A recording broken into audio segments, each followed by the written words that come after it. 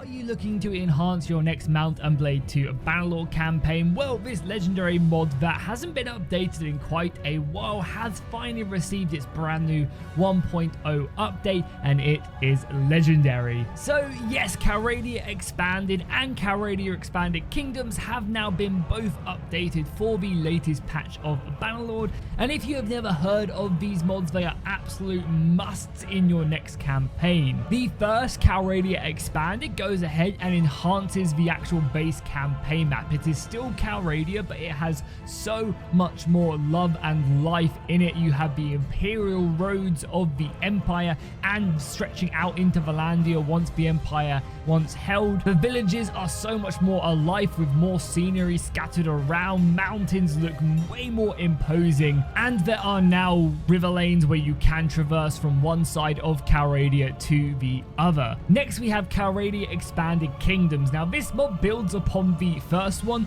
and adds in several new factions to the base game, cutting the original factions in half or in kind of unique and interesting ways, as well as adding in brand new factions onto the map that necessarily weren't available to be played to begin with. This does such a big thing when you're playing a campaign, really spices up the gameplay, giving you tons of new units to mess around with, many new interactions, as now there are over double the amount of factions that are in the base game, all with their own unique cultures and units. On top of this, you can also play it with Banner Kings as well, so if you want to go full in-depth and have population, cultural starts, and everything else that Banner Kings does bring in, you can have yourself one hell of a campaign. But first things first, I think it will be cool to show off all the new cultures that are in the game, because there are several to pick from, and even the original cultures also have their abilities completely reworked as well. So this just gives a lot more spice to the factions. It's kind of a minor thing in Calradia Expanded Kingdoms,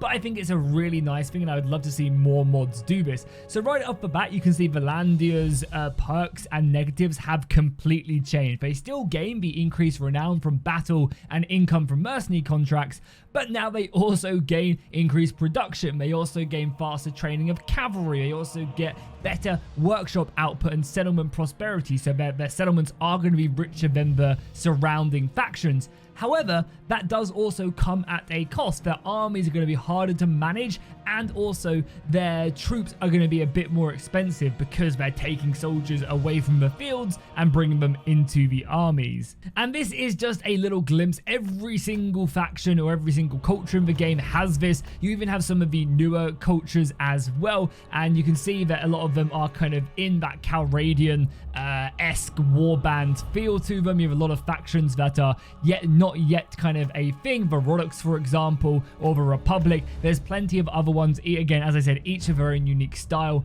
and faction. Okay, so we are now in the campaign map, and as you can see, things are completely different to vanilla Bannerlord. However, I will just go ahead and show off Calradia Expanded first before we take a look at all the different kingdoms, because if you do just want to play without all the new additional cultures and kingdoms, maybe you want to play with Calradia Faction Enhanced or maybe Eagle Rising, and you want to use just the kind of map additions, then you can do that. So yes, Calradia Expanded goes ahead and adds in loads of detail to the actual campaign map itself.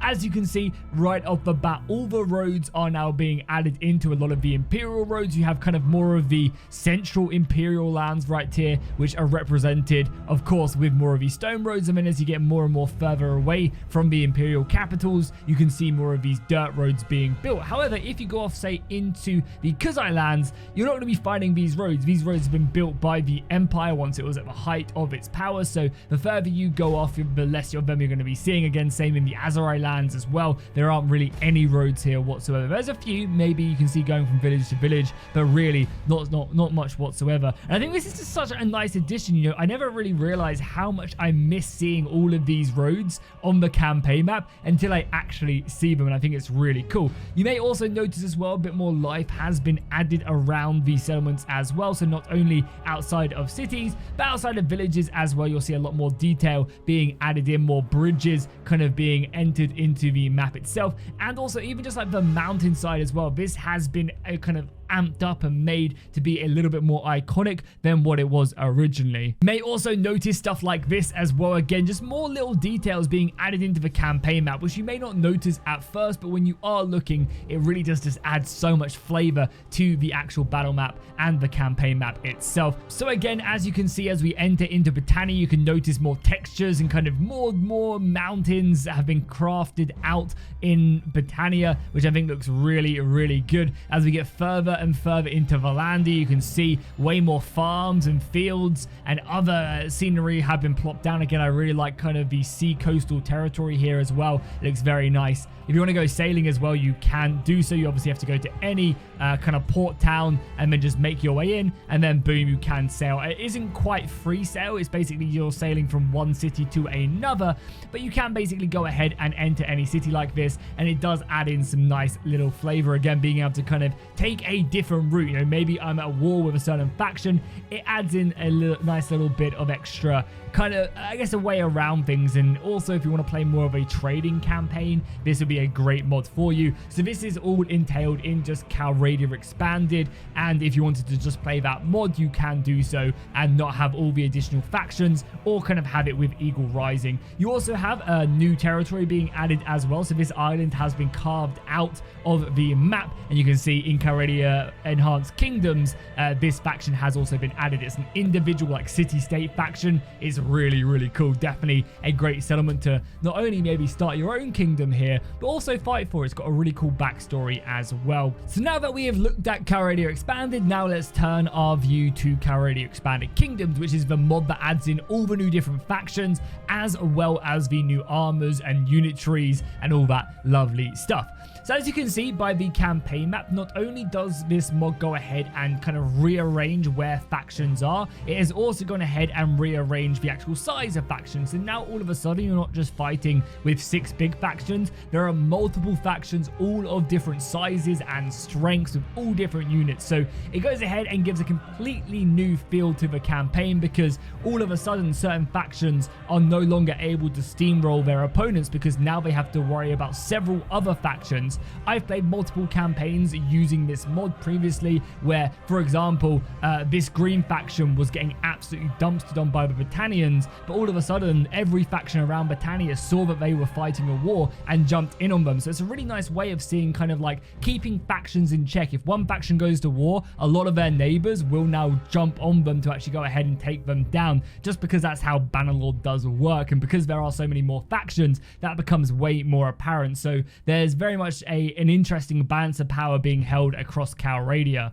Another thing to note is that each of these factions has really interesting laws that fit in with their unit style. For example, we have right here, these are going to be the Pellicini. These guys were once second-class citizens of the Imperium once it was at the height of its power, but during the mass civil war that Calradia did see, these guys broke away following Valandia and were able to kind of create their own empire. And as you can see, because of that, they have a very imperial vibe to them. They're kind of like a mix of barbarians, or I guess Britannians, and the imperial units. So you'll be able to see that in their armor. They've kind of got a lot more of these like imperial looking armors, but they're also very, very true to their Britannian kind of more barbarian roots. So it's a really nice looking unit. Then if we take a look down in the south, you'll be able to find this faction right here. These are the Apollolassi, I believe is how you pronounce that. And as you can see, these are fighters from the south that are basically organized phalanxes of spears. They use fast cavalry, and that is all represented